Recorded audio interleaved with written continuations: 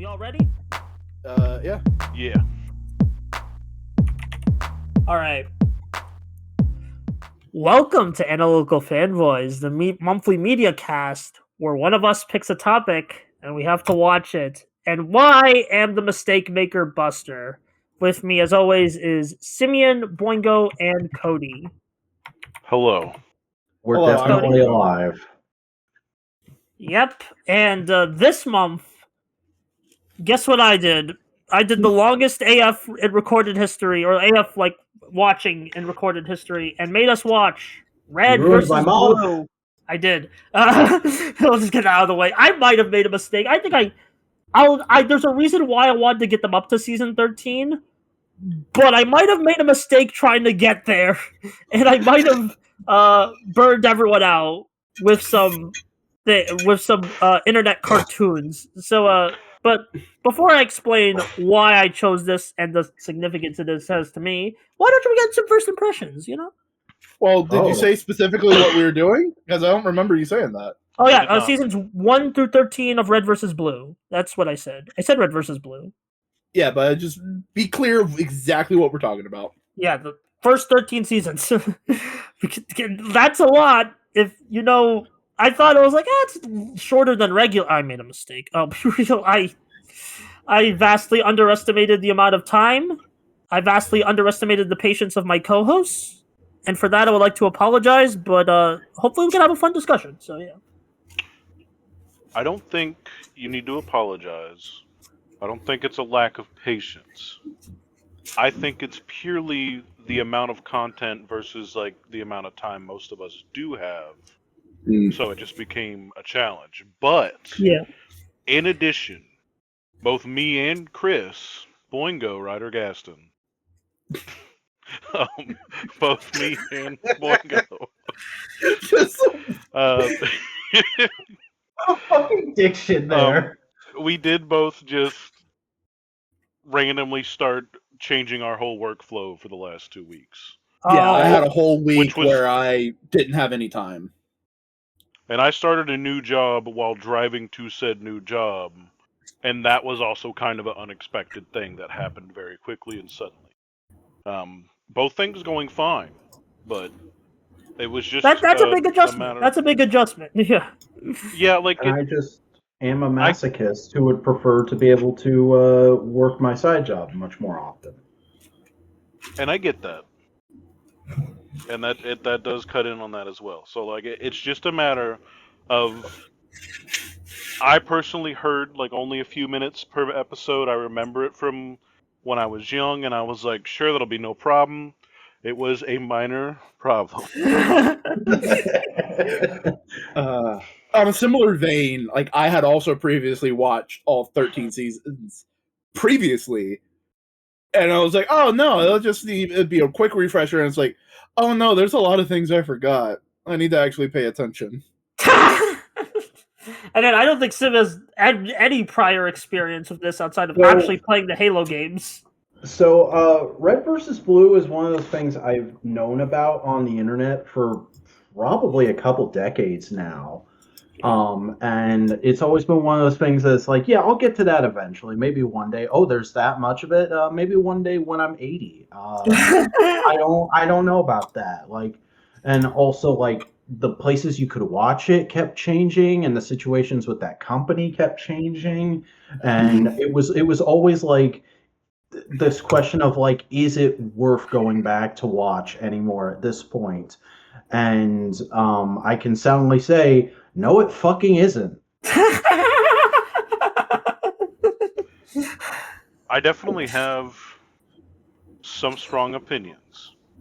Yeah. Because when I said I had seen it before, I had stopped watching it when like it had stopped releasing at first. And I guess I had only seen up to essentially the Halo 2 graphics.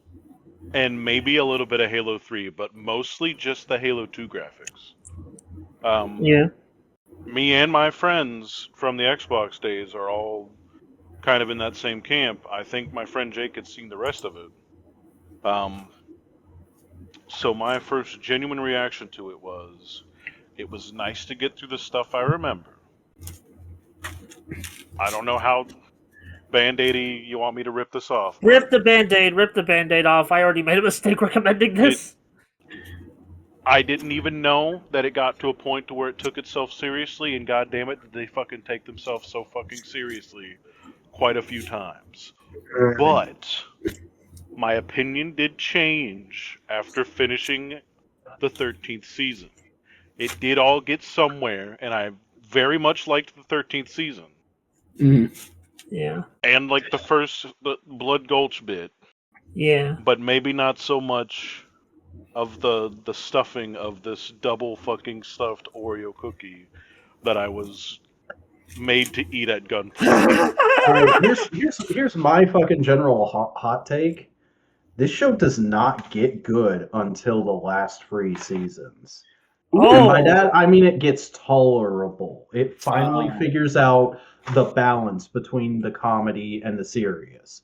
The rest of it is either, these are jokes that aren't funny to me anymore and may not have even been or I may have not have gotten at the time, or just the most insane try-hard sci-fi plot I've seen in a long time, and they don't go together. It's such fucking whiplash going back and forth.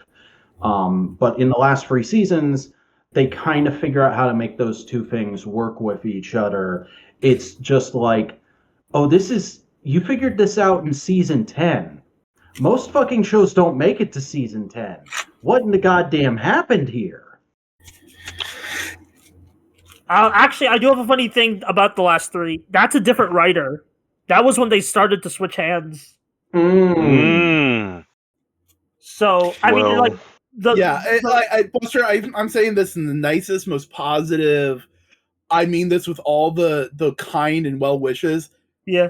This has the same vibes as Control-Alt-Delete-Loss. I don't even know what that is. Oh, I'll post it. What I mean by that is it's a ha-ha funny, and then it's, oh, wait a second, you're trying to do some actual serious storytelling. Sir, you're doing actual serious storytelling in your ha-ha funny. That doesn't quite work well. Yeah. I will share some of my genuine thoughts as I was getting through this, because I was very angry going through the middle of it. Because it really just felt like so I had 2 thoughts. Yeah. One of them was, at that point, I was like, man, this kind of perfectly represents the real-life game of Halo and its rises and downfalls. True. Throughout its different games, I guess. Because, like, Combat Evolved, it's good. It's better with Halo 2, better with Halo 3 and Borderline Peaks. With Reach a little bit, but maybe not so much, but right when it gets to that point. And then, I really do hate a lot of the designs for, like, the modern games. And it just feels like the writing gets a little weird. I don't so much agree with that parallel anymore, going all the way to season 13, because I do think it gets much better at the end, and they wrap everything up well. I just feel like it maybe like it kind of feels like they went in and did like a copy paste for like the middle part, and like we kind of went around 2 or 3 times with some story beats that I was kind of like, yeah, fair. I will say, like, this has made me realize that I do owe a lot of people an apology for, like, suggesting Atop the Fourth Wall to them when I was younger. Because it's a very similar kind of thing. And I have a suspicion that, much like with Atop the Fourth Wall, if you didn't grow up with that shit, it don't rock with you. Fair. I guess I can get into why I want... It's Linkara. I guess I can get into why I recommended this, like, now of all times. Because this has been on my list for a while, but I was like, there's a specific reason why I decided now. So right now, indie animation's kind of having a moment. And whether we like it or not, Rooster Teeth kind of was, like, one of the first people to be like, you can do cartoons or internet production, like, independently. Granted, that whole situation went woo, but, like, they did inspire a lot of people to try this indie animation thing. that is happening right now. And I consider Red versus Blue in that cartoon, even though they use machinima, they use like Halo like engine to tell the story. Oh, Well, I mean, those fucking fight scenes are nothing if not animated. Yep. Yeah, okay. That actually was done by a famous, like one of the early indie animators, Monty Ohm, who later went on to do Ruby before his unfortunate passing. And yeah, that was like his first job for Rooster Teeth, was doing the fight scenes in like seasons 7, 8, 9, and 10. He didn't do 11 and 12 and 13 because he was busy with Ruby or at the time. So, yeah. Well, I don't know like what one specifically I'm thinking of, but I just know like all the insane like Matrix style over animated freelancer fights were really hard to sit for and take seriously. Dang. Well, yeah, but also you got a thing that needs to be said with a lot of your very valid complaints, Sim, is that there should be an asterisk at the end of it, because you got to remember this show started in 2003. Yeah, it was the style and the time. You and fucking Tommy Oliver's long hair. I mean, it did evolve, and we did witness it evolve. Yeah. The other things that kept coming back, You to could me say is, the like, combat evolved. Yeah.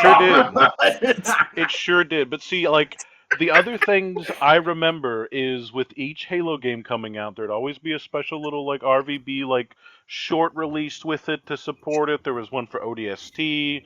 Like it made it feel like it's one of the only reasons why like I cared so much about multicolored Spartans in the first place, and why I even tried to collect them as like little guys. Yeah. The Mega Constructs ones. But like, I mean, legitimately for a while, RVB was basically like the dedicated fan section of Halo. Yeah, they had a lot of like a cross promotion with like the actual games, and like Microsoft was like, "Hey, you can keep doing your thing." So Like, there's a legitimate game mode in Halo named after one of the characters. yeah, Griffball. and Griffball I remember- became one I of my do all-time remember favorite hearing game that. modes. But also, I did spend a good portion of the more lore-heavy chunks of the story going like, how does this link up to the main Halo story? I'm so lost. It kind of doesn't. Vaguely and hazily, if you wave your hand at it. Yeah, it doesn't really like it's more of a spin-off alternate type beat. It's not really meant to be an It's- adaptation of the games. It's more just meant to be like this is a Mis- side story. Mr. Chef does not appear in this one. Got it. No, yeah, basically. They Two things that mentioned they- him like in the first few seasons, but that's just because it was supposed to be a comedy parody show and not like what it became. I think whenever they start saying USMC, that's when they tried to like. That's also when like Microsoft and 343 tried to get a little bit more into there, as it changed into like Halo 4 Yeah. when Bungie was gone and everything like that. Which was during Project 2012. Freelancer. Yeah, it was during Project Freelancer. It was during those 2 seasons where Yeah. Carolina shows up and I will Yeah. say I watched this on YouTube. So one, my algorithm is permanently poisoned.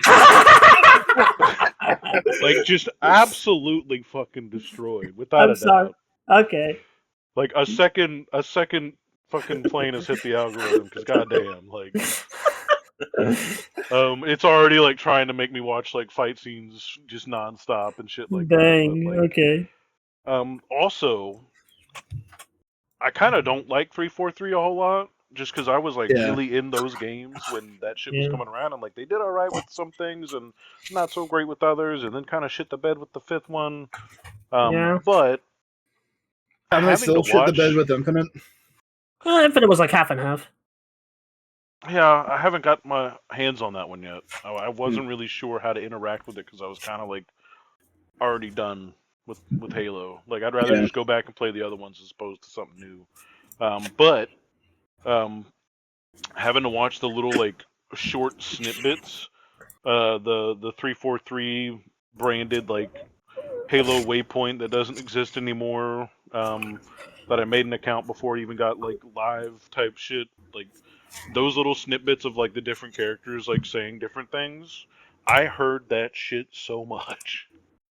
There was a point where like I remember like early on, I think it's like season 5 or something like that, where they're still doing the episode counts, and I saw it was like episode 100 and season 5, and I was like, we have to go to 13.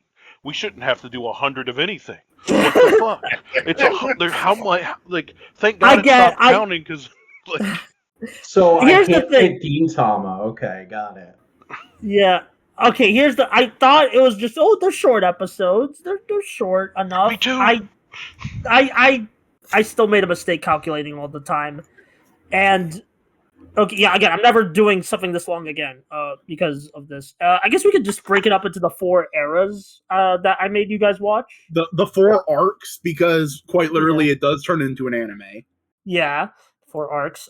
So we'll start off with the first 100 episodes or first 5 seasons. Blood Gulch, aka the Halo era. I call this in my notes the Halo era internet humor arc. AKA, I just recorded me and my friends shitting around on live chat back in the day. That is how That's how it started. That's how it started. That is how it started. Quite literally, it was them making each other laugh, and it was like, "Oh, let's record this." That does not surprise me at all, but also like I'm sorry, I just don't find that entertaining anymore. That's fair. I mean, that's the thing is like, I see it as nostalgic, but like, there was like a few times where I laughed throughout it. Like, there was definitely some times where like I would get jokes. There's some very like poorly aged bits, but like that's a 2003 internet show. It's like it is what it is. I mean, it just reminds me. Like I used to watch. Like, where were they uploading this before YouTube existed? Did they have their own website? Website. Damn. Yeah, that's what we're saying. Like, they innovated a ton of shit. That's like very important for contemporary production, internet production. Yeah, I can acknowledge something is like historically important and interesting from a production standpoint, and I can still say it was fucking dog shit to watch. Yeah, you can. You absolutely can. Yeah. Because the things that paved the way aren't always the best versions. Because iteration is needed. Yeah. Ain't nobody going back to the Silver Age and being like, "This is the best fucking Supergirl comic ever." Some freaks online will tell you that. Like, I remember hearing and learning and just being interested in the ways that they would film this and stuff like that, because they had to mod certain things. They had to change how like the models worked with some of it. Sometimes they worked with Bungie directly after it got to a certain point, to like better control the characters and film in engine. With like they also had to like completely redo the first season, didn't they? Yeah, first 4 seasons got redo because like originally they were like 16:9 like scrunched into like wasn't it also because of how they were filming, one person like a person who was a character was the camera, so their HUD was you would see the recording. You'd see the gun reticle. Yeah, let me go find some old screenshots. Like that's a fascinating bit of just like they were really just fucking around, seeing what works and what can happen. Yeah, I mean, here is what the show used to look like. I hope I don't know if this is gonna get into the video, but it's like this is like for reference because I made you guys watch most of the versions online of the remastered cut. This is what it originally looked like in 2003. That looks like an old ass game, yeah. Caboose is still my favorite character. Yeah, Caboose has always been my best. Yeah, like I love them a lot. They did a lot of like ableist jokes with him, but it's like as the show progressed, he became more of like more than just like weird people be weirdos or some shit. Yeah. Listen, at first I was gonna like come in saying some shit about some of the jokes made, but then I realized this shit literally like existed throughout the Call of Duty Xbox 360 era. And I think comparatively, it actually might be fucking progressive. And you have no piss filter. The fact that there's like not 19 N-words in it kind of shows that like it's not really like copying a lot of that, because like you really couldn't play Halo any of them. Quite literally, I think there's only maybe like 2 or 3 R slurs in the first few seasons, and then that got dropped. Yeah, like. It's not perfect, but like they weren't bad people. Yeah, Chicka Bow Wow does go throughout the whole thing, though. Yeah, but then that just becomes a joke on him of just like, oh, you're an idiot who just feels like this is funny. Yeah. No. And just Cody, just for our own fucking reference, these 13 seasons ended basically the year before we graduated college. Yeah, I definitely wasn't really doing Halo around that time. Like, I did play Halo 4 to its completion. I played everything in there. I did not really touch Halo 5. I think I played a good bit of it, but like I either rented it or downloaded it through someone's account and then deleted it very shortly after. Like, I just wasn't in there. Yeah, I might have done the story. ended- I can't remember. It ended September 7th, 2015. Yeah. I So, was still well- on 360 playing Grand Theft Auto Online very heavy during that time, unfortunately. I Damn. was 2 years into Grand Theft Auto Online. Yeah. But back to Blood Gulch, it's a pretty simple premise. You got the red team and you got the blue team, and they're kind of just stuck in a box canyon, Blood Gulch Avenue, as the theme song says, as they just kind of dick around and things come to them, and then things happen, and then they get time traveled to Halo 2 world, and then that turns out it's all simulation. Kaboom! But I mean, Yeah, they but I also mean, got transported back to fucking Marathon. Oh which is yeah, a that was great gap. season 3. Yeah, season 3 they went back to another Bungie game, like just like Marathon, like specifically Church, and they used that to explain his ghost abilities because Church dies in season 1, and then he becomes a ghost, and it's like no, you're actually like a digital data thing. As And the show again, goes that on. kind of leans into what I was trying to describe of like a webcomic that people like with a bunch of fun in jokes, and then it starts taking itself seriously.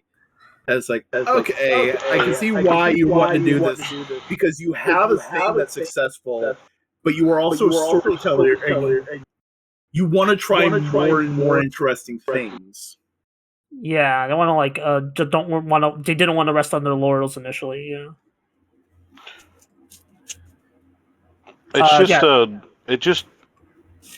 It's just one of those things where like a lot of people grew with it. A lot of people came in during the middle of it, during the sides. There's all like it's like any other kind of like fandom where it's like there was so many Halo people, so many Xbox people. Like it just changes over time, and some people like the old, some people like the middle, the new. Yeah. I mean, you can see the view counts on these videos. Like they're still pretty fucking ridiculous, even though they were like, re-uploaded. Yeah, the re-uploads because the original channels. We don't have to get into all that the shenanigans of like how it became to change the way you watch it and the backstory of the company. I just want to focus on what we have here, especially because it's already a big boy. I can definitely appreciate like the historical significance of Halo. That's something I had to like educate myself about when I played the Bungie games earlier this year. Also, is it just me or have we been echoing for the last like 10 minutes? A little bit. My headset made a weird noise, and I missed like 10 seconds of audio. Is it bouncing off of me? Probably. I think it was. Yeah, it's coming out of your stuff. Oh, it's definitely because you're the only one not echoing. Hang on, let me figure this out. Okay. All right, as Cody figures that out, Blood Gulch's not the best era of the show. There's like charm to it, but like, I still enjoy like just popping on like some of the episodes. I like the season 3 opener where they go into that's one of my favorite moments where they go into like the whole like Halo game with like all the children playing. I thought that was a fun bit. There's some like season 5 kind of like you could start them to feel losing steam on the jokes. Just because it's like, it's like a sitcom where they introduce like Griff's sister or whatever, and it's just like it just kind of feels like all right, it's time to wrap up, and then like it kind of ends. Episode 100 kind of ends a bit strong, but it's like kind of doesn't make up for the rest of season 5. I think season 5 is the weakest of all the seasons we're talking about today. Yeah, I could agree with that. Yeah, that's definitely when I had the shift of like I fucking hate myself in this torture. I'm sorry. It stopped. It feels very much like they really want to start working on the bigger, more impressive things, and they go like, "Oh, we got to set a lot of things up, don't we?" But. Yeah. Oh wait, what happened here? They did tease that meta thing very early on, whether or not they intended to turn it into something else. Yeah. Yeah. I guess that's a good. It's interesting to hear Buster speak so much about like bits they liked because I don't know, just every bit of humor in the early seasons. I just remember rolling my eyes and going, "Yes, very droll." Dang. I mean, it very much feels like the kind of jokes and gags you and your buddies would be doing while playing a game. Mm-hmm. And I mean, it could also easily be like, oh, I've seen this in other internet stuff that came later. Yeah, that's probably, and it's also just like, there's a whole thing. I mean, it's also not the most groundbreaking of humor. Like, it's a lot of like say a thing, bait and switch kind of gag. Like, you ever wonder why we're here? Yeah, philosophical bullshit. It's like, no, why are we here in this location? Ha ha ha. Yeah. Like, it's just, sometimes you just don't find things funny, you know? Sometimes just humor just doesn't work for you. Yeah. I will say this, though, as time went along, about, like, the middle point, when it was still trying to be a lot more comedy rather than a blend, there were a lot more jokes that I chuckled at. Yeah. Yeah, there's some really good jokes in the Halo 2 humor, especially as they bring in like some of the more like other characters, like the antagonist guy, who hijacks Doc. I forgot his name, but it's like that's a really funny character. O'Malley, yeah.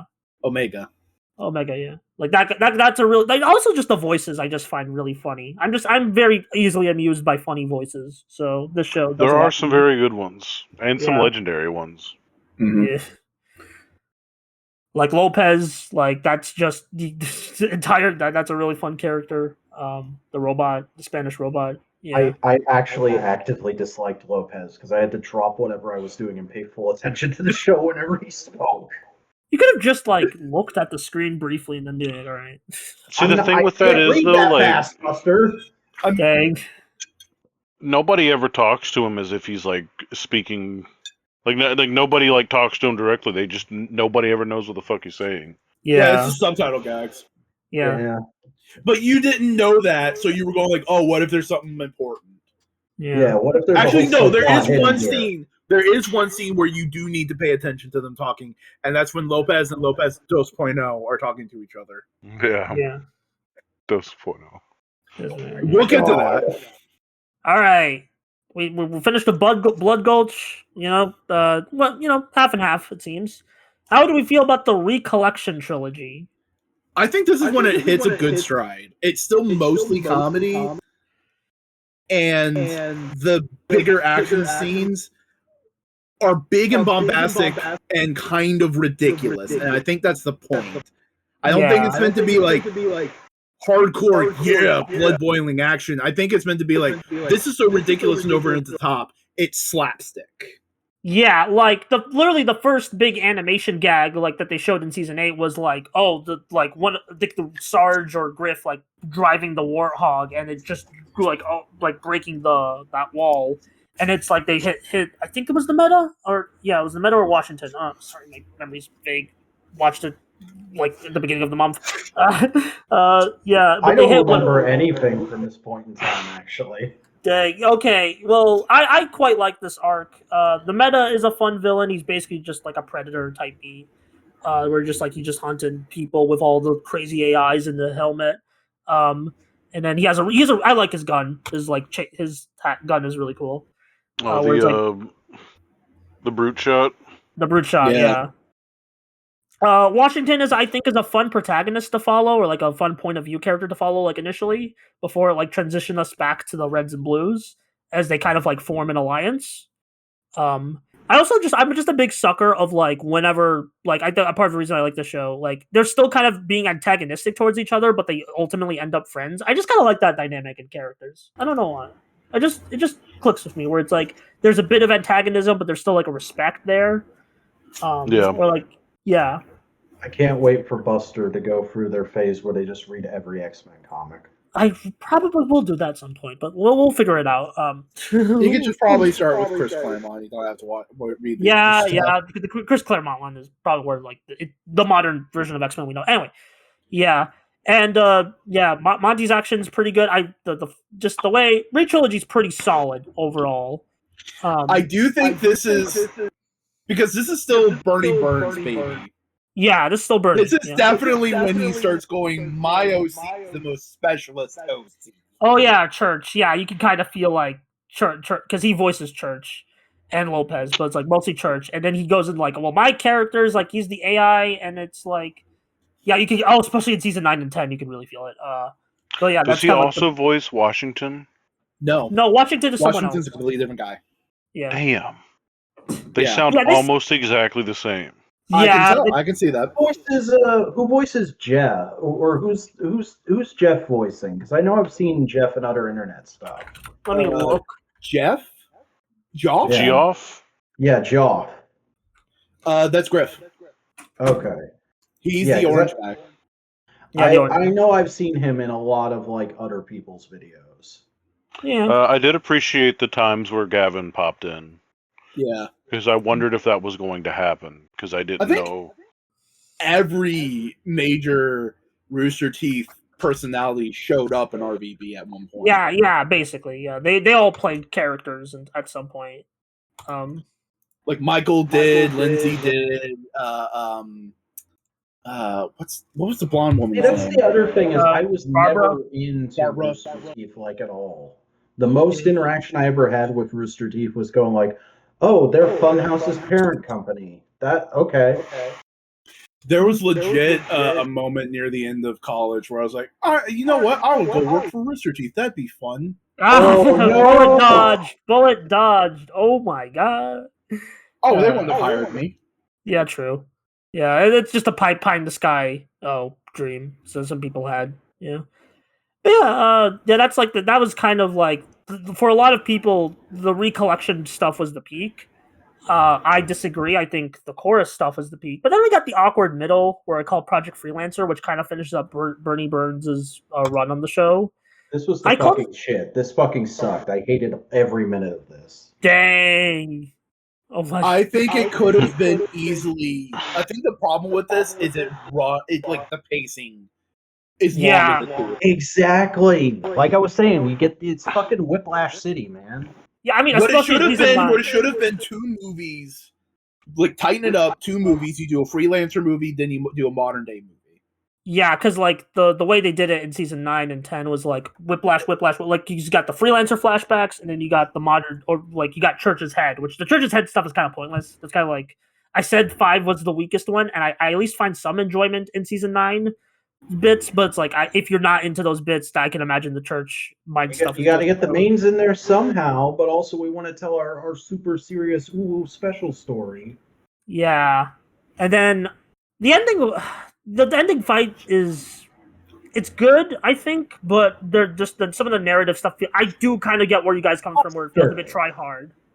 No, don't embarrass yourself like that. What? Don't call that good. You watched Tokusatsu. It's solid enough for like the time, you know. Yeah, for them figuring out their own shit and then like getting like small people to come in there, like they do a lot of interesting things, but sometimes it's just so very fucking apparent that like we went from like game engine to like a different game engine to like Animation, something in like animation. We're puppeting a fucking model, and we're just going for the fucking fences. Yeah. When they start taking their helmets off, it hurt me. Yeah, Helmetless Carolina's a bit of Oh my uncanny. god, those fucking what is that engine again? Is that Unreal Engine? They're also very skinny. I don't think that's in the I don't game think engine. I don't think that's Unreal. Yeah, I think that's the Poser. when they did character, I think that was Unreal. No, it was Poser. Yeah, I just said Poser. Yeah. Well, like those fucking 2000s video game engine ass looking faces that just aren't quite there yet, and are like halfway between we're trying to be realistic and we're trying to look like anime. It's the ugliest fucking shit. I hate that era. Yeah, fair. To be fair though, you go back and like play Halo and some of the Sergeant Johnson stuff in like Halo 2 and 3 is like 3 is definitely better. Halo 2 it gets a little rough, but like Yeah. Why I played the remasters. Well, some of us were there the whole time. I know, but I wasn't. So fucking difference. That's all it is. Vast difference. The difference. Yeah. That's my new French interpretive film, Das Difference. Yeah, but like even though season 5 is my least favorite overall, I think my least favorite era is the Freelancer saga. I will agree on that. I think there's some fun fights like in the flashbacks, but like at narrative, it's kind of a mess. I don't really vibe with the narrative of this. Especially the end. The end, I think, like the end when you get the Halo 4 tease is fun, but like No, that's not the end part I'm talking about. the end with like the guy in the room. Yeah, with Church. Yeah, that's a bit. That's where when you guys said the show felt very melodramatic at times. That's the scene I was like, oh, that's what they're thinking of. No, okay. Let me. Nope, not to beat around the bush. What happens is this season is mostly about Carolina, who's a brand new OC. She hasn't been in the show pretty much before. She's new. So already it's kind of like, oh, special new character, we're focusing on her. Okay. Whatever. Not in a. I'm being dismissive as to showcase what's going on. Not because I think her character is bad. She's a fine character. But we go through all this, and then you realize, oh, she's super special because she's the daughter of the guy. A. B. She has a lot of emotional trouble because of that from flashbacks we see. And then we finally get to the guy. He's a pathetic little guy now. And given what we already know about the AI based off of him, she gives him a gun, which is just layers upon layers of, oh, there's a little bit of fucked upness going on here. Because let me explain a major plot point of what's going on in these two seasons. This bugged me when I watched it. Just genuinely bugged me. Go nuts. The plot line is Project Freelancer, which is the organization they're fighting against, wanted to experiment with AI. Now, if you don't know how AI works in Halo, I'm pretty sure they scan a human being and then make a program based off of that brain scan. Am I correct in that, Cody? I think it's been a little bit of both.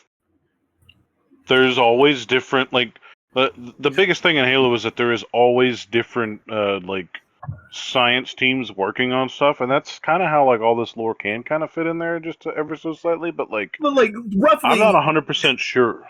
AIs are based on people brains. Mm-hmm. Yeah. Okay. So they wanted an AI to experiment on, so the director of the program made an AI based off of his brain. Okay, and then they started tormenting it to make basically force the AI to go through what's the fucking disorder? DID.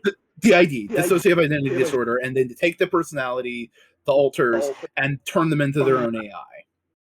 It goes to shit. It's a bad thing. It's torment. It's all that kind of stuff, right? And why everything starts to go downhill is one of the alters is the memory of the AI. And when implanted, kills itself. The AI tries to delete itself. Suicide. Oh, that's bad. It hurts everybody. The program's shut down. Yada, yada, yada, so on and so forth. But remember, all the AI stuff is based off of a real fucking dude. They go through the whole thing. They find the guy. He's obviously fucking very sad. All his plans went to shit. He's an emotional piece of shit, horrible human being. And she leaves a gun for him to give himself the fucking, what seems to be perceived as a mercy of killing himself. A character you already know tangentially can have suicidal ideation and thus not actually face the justice that he deserves. The fuck? Okay, yeah, no, that's... Okay, I'll be real. You're completely right. Because, I watched this when I was very young. I didn't really think through the implications of that. And I also agree with Boingo. It's a bad show. No, that's not. I don't think. Here's the thing. I don't think it's bad. In totality, I think that plotline fucking blows. Yeah, I something about Freelancer always kind of made me a bit ick, and I was like, I never really articulated why. I thank you for helping me do that, Boingo. I mean, Cody, do you think like everyone's pitching it? Like, do you think I'm wrong in this interpretation? No, I don't think so. Yeah.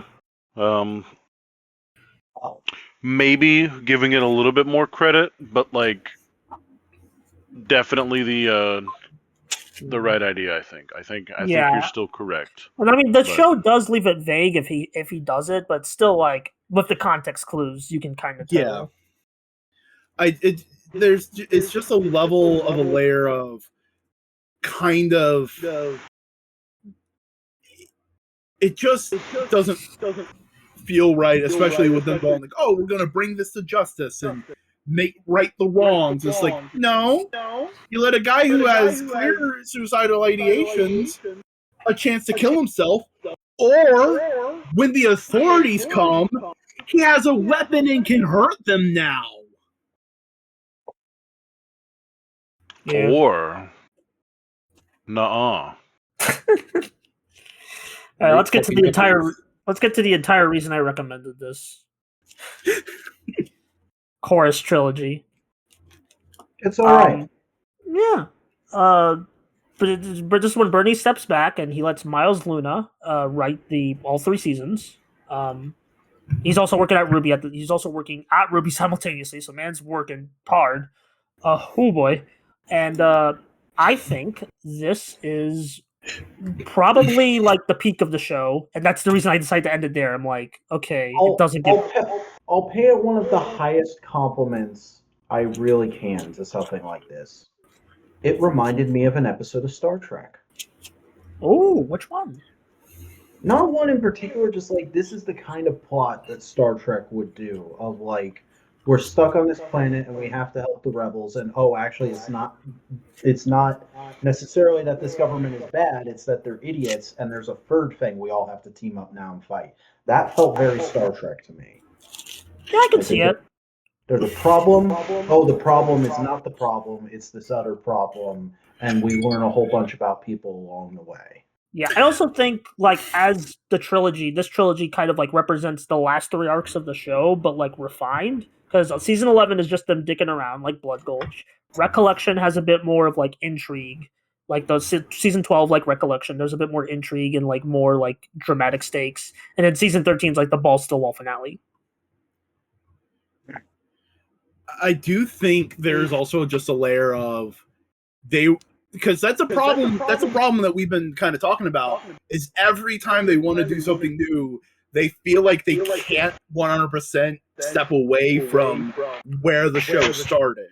Like like you said yourself, Buster, that the Epsilon alternate reality simulation thing was kind of went nowhere. But it's very clear they thought they needed to have that element in the show so it still was red versus blue. Yeah. Right? This finally figured out, like, oh, wait a second. We just need 2 diametrically opposed people at each other's throats to feel like red versus blue. And then you have the rebels and the Republic and the government. Yeah. Like, you finally figured it out. They also inject a little bit more of that, like, immature early humor back in by giving, like, a whole new group of rookies to the main cast to train, and not in a way that feels like forced or stupid or we're just throwing stuff at the wall like the final couple seasons of Scrubs. Yeah. Like, I don't really remember much of the rookies, but, like, they are pretty solid, like, just additions to, like, bounce off the main cast. I mean, the one rookie who was like, she's really good at fixing vehicles, but she can't drive them for shit. I thought that was a good gag. Yeah, that's the character voiced by Barbara. Okay, Barbara. I'm more talking and telling that to Buster and Cody. Come on. Yeah. Yeah. And then, like, you got these great villains within Felix and Locust. I think they are probably the best villains the show has. That's another little thing I want to say I liked. I really liked Felix's helmet design. I thought that was a sick helmet. Yeah. I mean, granted, all the designs... Felix is the orange and gray. That's a scout helmet. Yeah. Yeah, granted, all the designs are just Halo models that already exist. Yeah, but the rest of them, I was like, okay, this is just generic Halo guy helmet. That's fine. Yeah. They did make me appreciate the I think it was called Science or something like that from the from Halo 4. With the very all the white and like almost they look like stormtroopers. Yeah. What are they called? I can't remember. The government guys. Yeah, those. Not the Republic. These ones. For the Republic. The medic lady, yeah, her. Yeah. Yes. Yeah, but like the chorus is a good summation, and it tones back a lot of the big bombastic action. Yeah. To make it actually feel action as a counterpoint to the comedy they were doing. Yeah, and it's like just more refined plotting, more refined humor.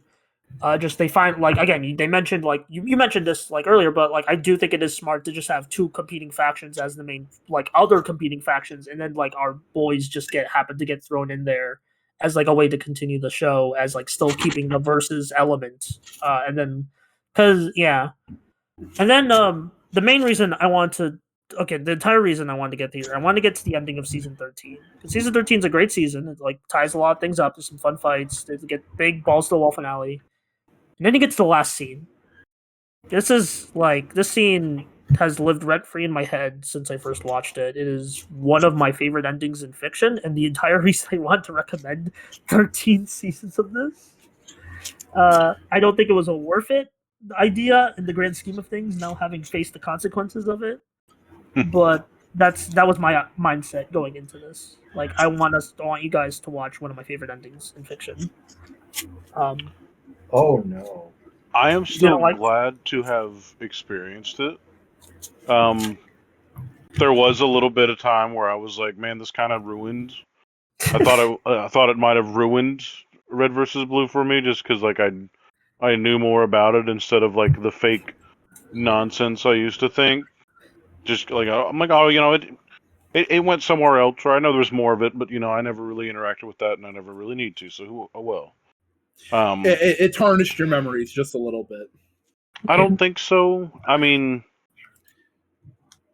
I think I changed my opinion about that. It's definitely worth getting to the end.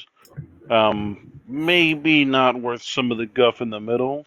Yeah. But I wonder if you could just explain. Nah, not explain. I wonder if you could just like skim through some of that in the middle there, just to maybe. I swear, a lot of these seasons can be tightened up so much and just turned into a movie. Not just a compilation of all the individual episodes, but like a crisp 90-minute, 2-hour movie, and it'd be a lot better. Probably, yeah. The law of fat, but like it's like that thing of like, do you want to make it like movie? Do you want to make it like episodes? It's like also just like, I don't know, it's a whole thing back in like that was before people really figured out what pacing is in internet shows. I also just think it was paced for a weekly web series rather than what we did, which was binging the fuck out of it. Yeah, and like I'll be honest, the way I watched this movie was not the movie, but this series was through these compilation movies. So I think that might have. I'm just weird. I'm just a weirdo. I was gonna say, like, this is one of the most oddball picks I think we've ever had on the show relative to the person who picked it, because you are demonstrably not of the generation that would be like hugely into and nostalgic for this show, Buster. So it's very fascinating to me that you liked it enough to recommend it. Yeah, I mean, this again, the season 13 ending where they're all powered up, they're all like standing there, and Church gives this big speech. That shit lives rent free in my head. It's here's a funny story. So when I saw Avengers Endgame and they did the big like Avengers Assemble, I thought the movie was gonna end there because of this show. I thought they were gonna have to I thought the way they would do it was just like, how do I explain it? Like they would just cut in the middle just because that's kind of a thing. Just because this ending was fresh in my memory at the time, still in my head, living rent free. And I was like, oh, wouldn't it be cool if they just ended it mid-fight? Because that's kind of what they do. They just end it as at the height of tension. So Do they resolve that properly ever? Technically kinda. yes, technically no. They never Okay. show the fight, but they do like explain what happens after it, which I think is the smartest. But way to also go about it. technically they don't. Yeah. Because I'm going to be honest with you, Buster, it is perfectly fine and valid that you liked that. I can totally see why someone would enjoy that ending. To me, it felt like a huge fake deep cop out. That's understandable. I know you're not the kind of person who enjoys these kinds of endings. You like everything resolved in a neat bow. That's understandable. I never am against anything that's open to interpretation, but I think this is one of those instances where there's not really much to interpret there. Like, they definitely survive. Especially because there's more Church seasons just after needs to do what he has to do, which the lore kind of established already. Yeah. And so he doesn't get to see the cake. He doesn't get to see the finished part of that. Yeah. I think there's a neat symbolism there. Like, to me, they survive, they go on, do everything. Any of the other stuff that happens is how it's explained in the final movie. I spoiled myself on that. But yeah, no, they survive. Everything's good. They go on to continue being heroes and do adventures. But our point of view into the story, which has always been Church or Epsilon or the Alpha or whatever, can't go with them. So we're done. It's there. Yeah. I just think that's neat, and it really affected little old me back in the day. Like, yeah, I still like watch that ending just on its own, just to like just to feel something sometimes. I mean, that's fine. God. Yeah.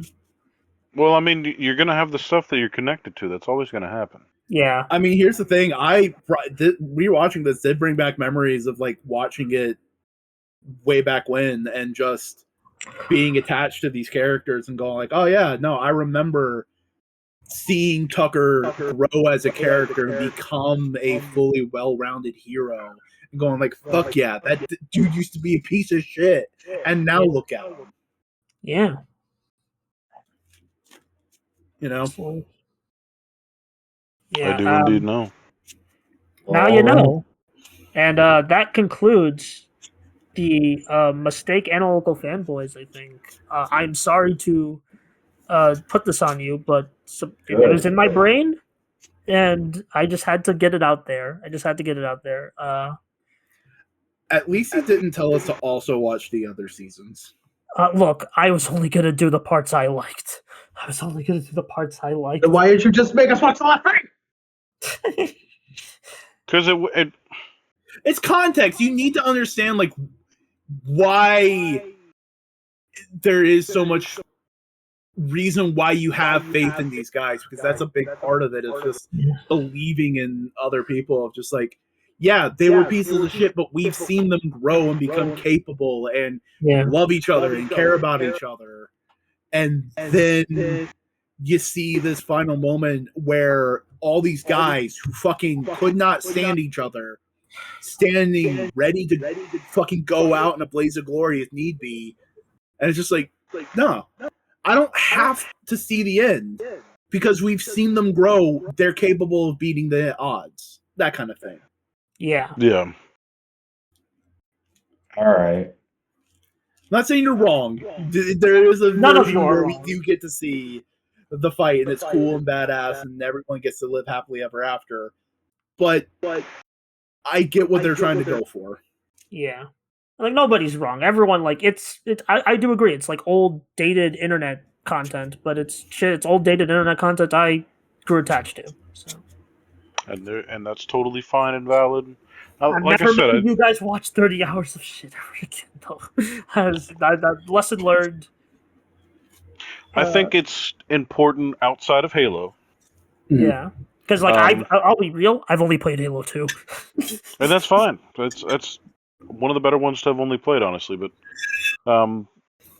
I don't think you really even need to know Halo to, like, have any part of this be appreciated if you just watch it. Like, I was originally interested in it just because one of the first things that drew me to that, I was like, oh shit, I love the Halo suits.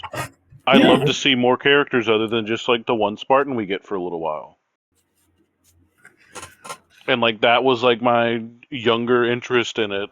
And then I just thought it was funny because I was of that age, and like if you were playing Halo back then and going into voice chat, everybody was like referencing it. People would always have like the caboose or like the fucking like grift tags and stuff like that. Like Jake, my friend Jake, tried to lend me his caboose sweater, which absolutely would not have fit me. I don't even think it fits him anymore. But he didn't realize that we didn't do like live video recording. But he's like he was super big into it too. We still to this day quote like the light pink thing. He sent me that video because he knew I was watching. I posted a light pink reference or a light red reference, but there's just a lot of this that's still part of like my vocabulary. So I appreciate having gone through it all. I really didn't think I was going to turn around on how I felt until getting to the 13th season. Yeah. So maybe that kind of is a testament to what it is, that it made me go from like angry to not anymore. Mm-hmm. But yeah. That's Cody's final thoughts. Simeon, should I save you for the end? Actually, Yeah, you might want it. Yeah, Boingo. Very similar. Like I didn't grow up playing Halo because I never had the systems, and that was always like a weird disconnect for me from the rest of the friend group. But honestly, Red versus Blue was a little bit of a reconnect in that way because I watched it and I enjoyed it for just being popcorn dumb sci-fi bullshit. You know, I was just like, haha, this is funny. Oh, some neat dumb sci-fi things. This is cool. Yada yada. Going back because I didn't have this mythologized in my head. It was just like, oh no, it's a simple kind of web series that people made. It's not the peak of literary bullshit, you know? Yeah. So coming back, it's like it's about what I remember and expected, which was dumb internet humor. Oh, they tried to take it a little bit more seriously. Oh, wow, you're really trying to be serious. Oh, cool, you got the balance back. And I enjoyed it.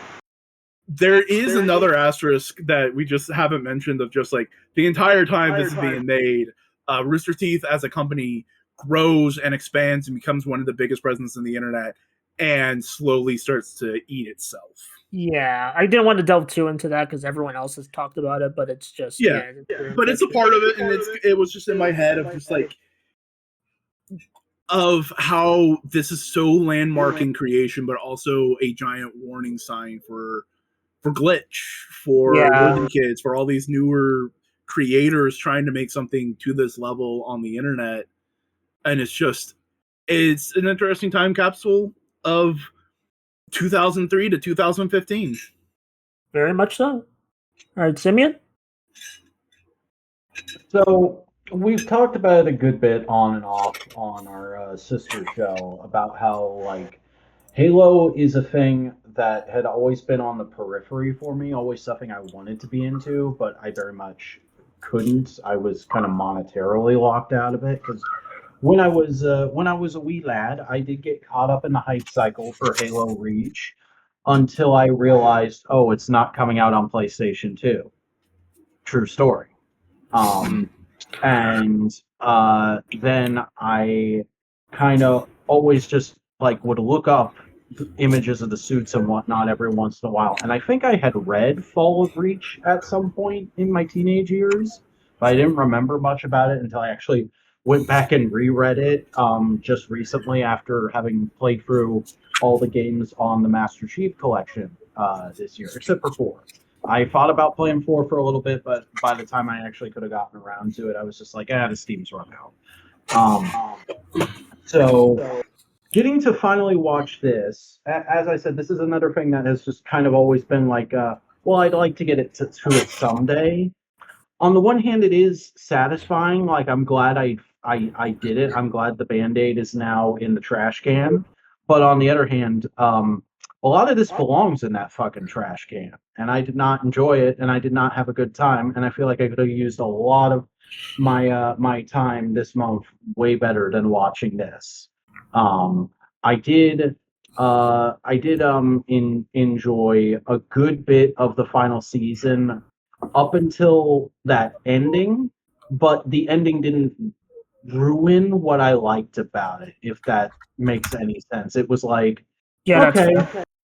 yeah, that's a choice. It's not the choice I would have made, but it ain't my show, so fucking whatever. All right. That's fair. Because, yeah, again, like, this is a show that, it meant a lot to me. It still kind of means a lot to me. But, like, it is kind of good to get that, like, grounded back to earth of, like, having you guys just being like, like, just kind of questioning some decisions. Because it's like sometimes you just kind of need that, like, fall of Icarus moment. Uh, you know? And I just Well, not think, everything will be for everyone. yeah, not everything will be for everyone. Like, some things are bound to get dated or just, like, not as good as you, like, remember. But I still had a lot of fun with this. Still really have a lot of good memories attached. And yeah, I guess Simeon, you're next.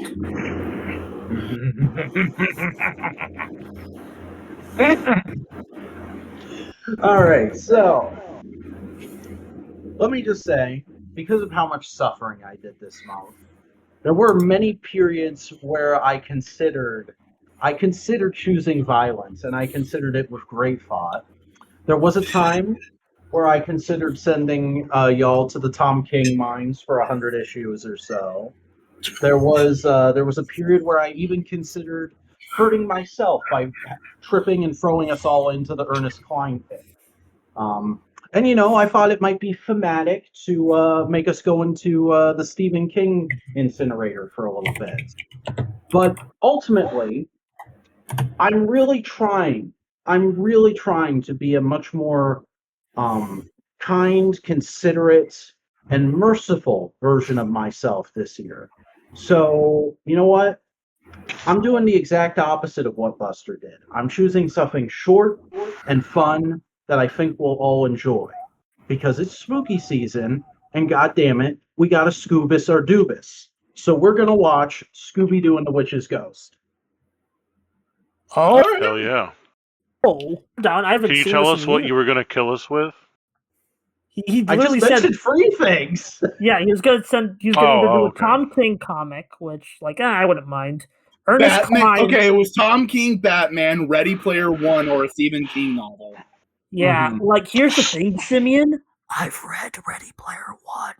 I have the Oh, but I physical was gonna say book. we do both of them Oh, you know what? because I That's still fair. haven't read two, and See, I don't think reading a book would have been as bad as having to digest. you haven't read that fucking book, all right? Maybe not, but like I've read the Bible, so I don't know. Like, All right, so next month, Scooby Doo and the Witch's Ghost, right? Yes. I believe it's on HBO Max right now, but if you don't have that, eye patches do exist. Yeah, that should be an easy find for me. Thanks. This is the part of the show I was worried about. I was like, will I put Simeon through violence? And I'm like, okay, phew. thank you for taking your I'm not- finger off the that trigger. bit wasn't a joke. I did seriously consider all of those things. I know. You considered them, but thank you for being merciful. You're welcome. Here's the thing: I'm going to challenge myself. I'm going to watch all the original 4 reanimated movies. You know? Oh, like Zombie That's Island? not a challenge. They're all good. Yeah, no. But hey, I'm going I to watched- pleasure myself. I when watched say all of that. those for the first time since I was a kid last year and really enjoyed them. And I just happened to, this is maybe spoilers for the next episode, but fuck it. I just happened to think Witch's Ghost is the best, in my opinion. All right, yeah. All right, I'm down for some Scooby Doo. All right. in the meantime, Sim, would you like to tell the people where they can find you? 80 hi, Heidi ho. I am Simeon Scott, and I promise you I'll never say that again. You can find my photos and my one existing video ever, definitely. Don't look any further into it, by going ahead and clicking on my link tree, which is in the video description. Buster? Hi, I'm This Month's Torturer. You can find me at the Buster Corp channel and Bluesky. Coyote?